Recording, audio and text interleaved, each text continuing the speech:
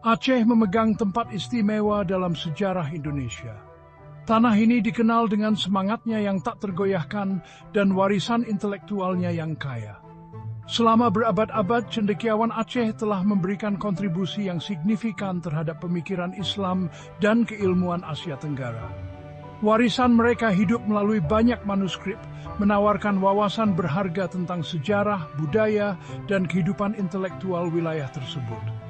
Manuskrip-manuskrip ini yang ditulis dalam bahasa Aceh dan Melayu memberikan jendela ke masa lalu, melestarikan pengetahuan dan tradisi yang terus membentuk Aceh hingga saat ini.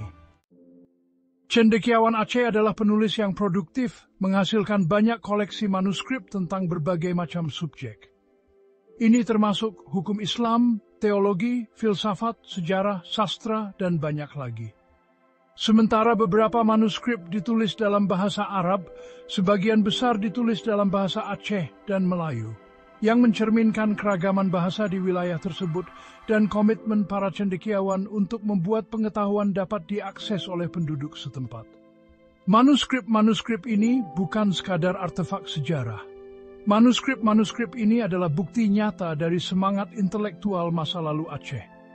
Banyak dari manuskrip ini dihiasi dengan indah, menunjukkan keterampilan artistik para seniman Aceh. Kaligrafi yang rumit, warna-warna cerah, dan ilustrasi yang rumit menambah lapisan kekayaan pada harta karun sejarah ini. Dalam beberapa tahun terakhir telah terjadi gerakan yang berkembang untuk mempelajari, melestarikan, dan memperkenalkan kembali manuskrip-manuskrip ini kepada khalayak yang lebih luas.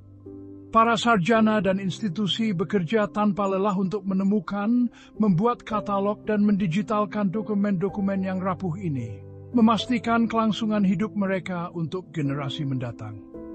Salah satu contohnya adalah Kanun Meuku Ta'alam atau Undang-Undang Kerajaan Aceh. Teks hukum ini, yang berasal dari abad ke-16, memberikan wawasan yang berharga tentang sistem hukum dan politik Kesultanan Aceh. Manuskrip penting lainnya adalah Kitabur Rahmah atau Kitab Belas Kasih.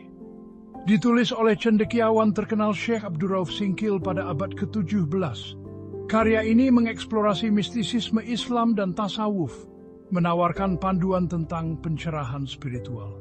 Penemuan kembali dan diperkenalkannya kembali manuskrip-manuskrip ini telah memicu minat baru pada keilmuan Aceh, baik di Aceh maupun di luar perbatasannya.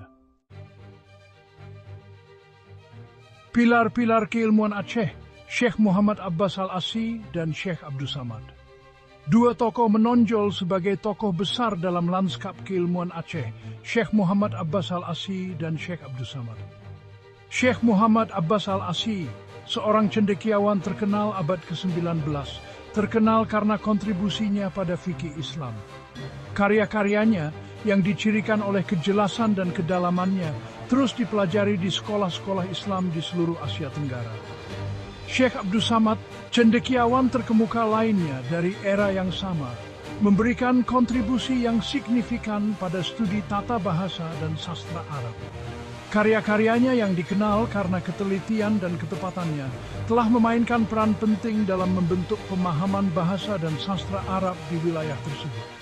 Para cendekiawan ini melalui dedikasi dan ketelitian intelektual mereka meninggalkan warisan abadi pada keilmuan Aceh. Kekuatan refleksi diri otokritik dalam keilmuan Aceh. Salah satu aspek yang paling luar biasa dari keilmuan Aceh adalah penekanan pada otokritik atau refleksi diri.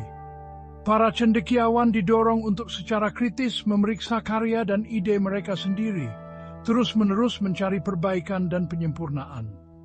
Praktik otokritik ini menumbuhkan kerendahan hati intelektual dan komitmen untuk mencari kebenaran, terlepas dari bias pribadi.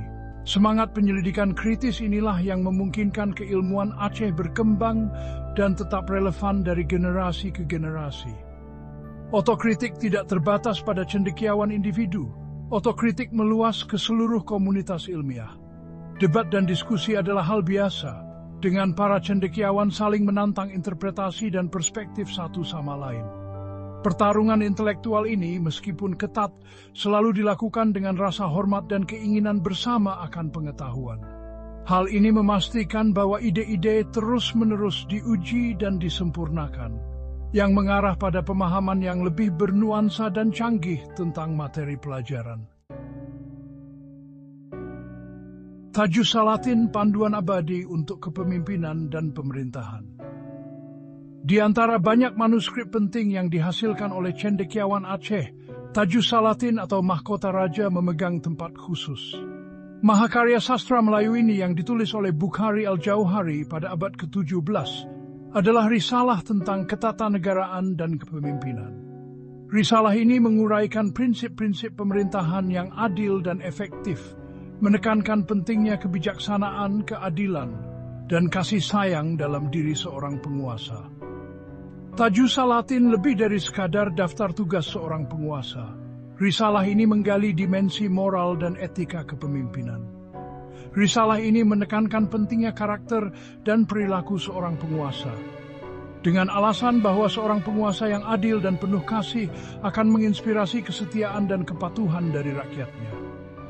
Penekanan pada kepemimpinan yang etis ini beresonansi bahkan hingga saat ini menjadi Tajus Salatin sebagai panduan abadi bagi para pemimpin lintas generasi.